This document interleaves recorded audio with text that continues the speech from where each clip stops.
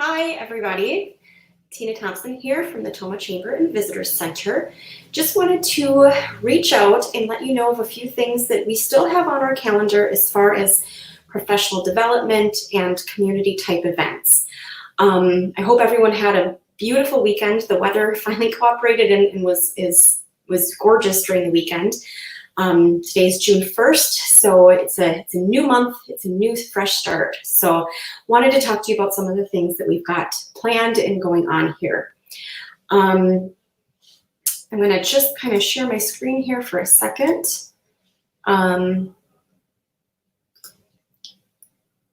So first thing that we have coming up is our virtual leadership lunch. So before this whole shutdown thing kind of occurred, we had been planning on doing a leadership series. It's a 3-part series that we're working with John McHugh from Quick Trip on. So he'll be presenting 3 different, I'd say lunch and learns, but it's going to be over the lunch hour. In this situation, at least for the first one, lunch is on you and we'll provide the learning part of it. But this first one that we're doing is on purpose and compassion at work. And it's interesting, we had this scheduled quite some time ago, but I don't think it could be any more relevant than it is now, talking about compassion and leadership and kind of what our new normal is going to look like here. Cost of the session is $15 for chamber members or $20 for non-members. But we're going to be discussing the culture of your workplace, how you create a team to build your company success, how you tie in your culture and purpose with job satisfaction, certainly profits, and lower staff turnaround. So if you haven't listened to John speak, he's quite a powerful speaker. So we're excited to be bringing you this series. And this one is the first in a series of 3 for the leadership session. That's going to be on June 18th, and we'll hold that over Zoom. So this one is going to be virtual, and kind of we'll play it by ear to see how the rest of them go. The next event we have going on is also a lunch and learn type session. This one is going to be not in the leadership section, but more just general learning.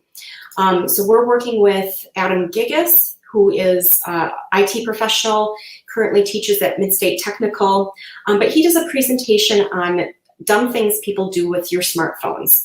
I have 3 children that all have phones. I have family and friends that all, I think everyone's got phones right now, but my big thing is my kids, right? And my grandparents using their smartphones. But I think that there's there's still quite a bit of learning that we can do. What should we be doing with our technology? What should we not be doing? Especially for those of us that, maybe know just enough to be dangerous.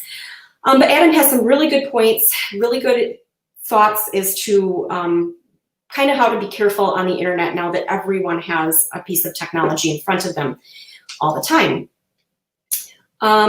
You can also register for this event on our events calendar or on Facebook. So if you go to tomahwisconsin.com, you'll be able to go to our events calendar and register for this event, same as the other event. We also have this set up as an event on our Facebook page. So if you're interested in that, go ahead and get signed up, and you'll be sure to get the Zoom credentials for that meeting once we get closer to the date.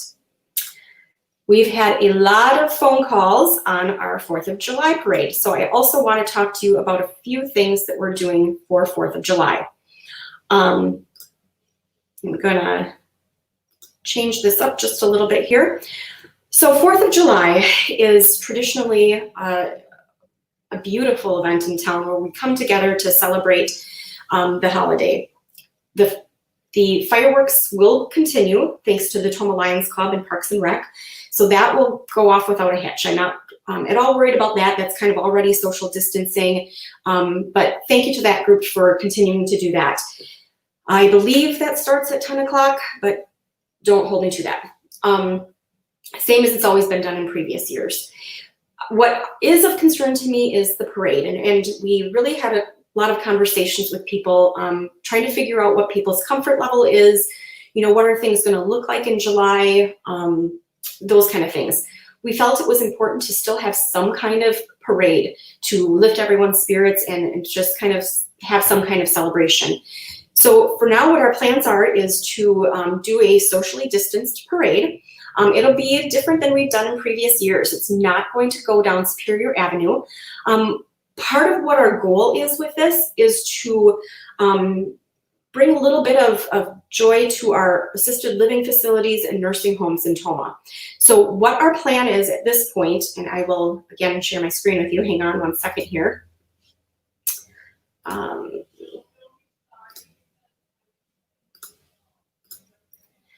So this is going to be completely different than what we've done in previous years. So bear with us as we try to kind of navigate through this as well. But we're asking people to register for the parade so that we know that you're going to have a unit. We're asking that there's no walking units this year because as you'll begin to see here, this is more extensive than a normal parade. But again, with our goal of trying to hit some neighborhoods as well as those that are in assisted living facilities at this point. So we're going to meet at Tomah's Recreation Park, the parking lot that we usually have the Cranfest buses in. It's that gravel parking lot just to the east of Recreation Park.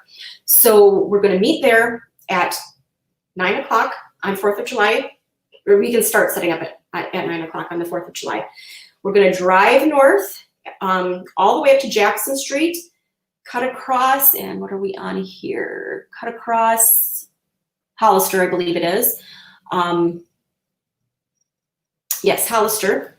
We'll go south on Hollister, then we will go east on Holton, I believe it is, and we're going to then drive north up McLean. So hoping to hit a couple neighborhoods there.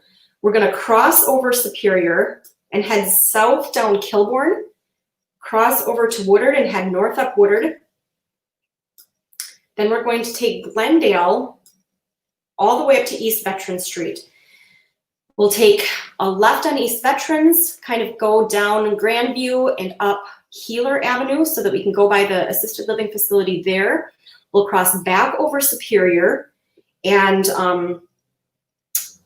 go up on Mark Avenue and kind of loop around that neighborhood there. And then finally, we'll go all the way up to where Liberty Village is and kind of disperse from there.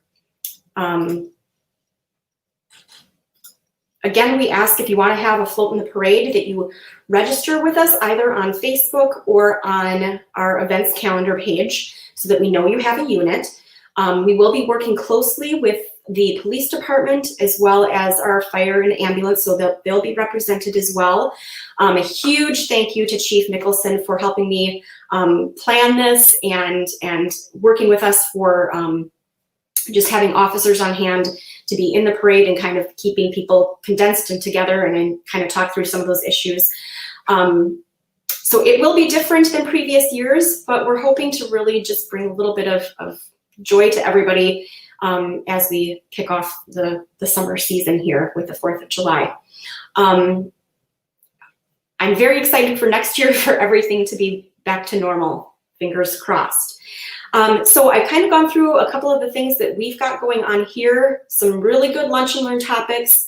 So if your business is interested or you as an individual are interested in participating, please go ahead and register. You do not have to be a member, but really some good topics. And then certainly make sure that if your family wants to attend our virtual 4th of July parade, that you are either parked in your car or on the sidewalk along that route. Of course, we don't know what the recommendations are going to be for social distancing yet by 4th of July, but we ask that everyone adhere to what those are at that time. So excited to be able to continue to bring you some programming and events, even though it is going to look a little bit different, but continue to follow us on Facebook and we'll keep you updated as things change. So thanks everybody for watching. I would certainly ask that if you guys have any questions, contact our office. We're actually, you can see that we're in our office again. Our door is still locked, so we are by appointment only, doing curbside for anybody that needs relocation packets or Tomah bucks, that kind of thing. But certainly feel free to give us a call with questions or a Tomah buck order or whatever that might be. and we're happy to come meet you at the door. I'm anticipating our doors will open here in the near future, just kind of wanting to slowly move forward as the rest of the community does as well. I guess a couple other housekeeping items is I've seen, Bank First is having their grand opening open house this week, so we congratulate them on that move. Some of our other financial institutions are also opening their doors this week. So we just ask that everyone kind of be respectful of businesses as they open their doors slowly and try to navigate this new normal. I think we're all excited to move forward with whatever that's going to look like, but be patient.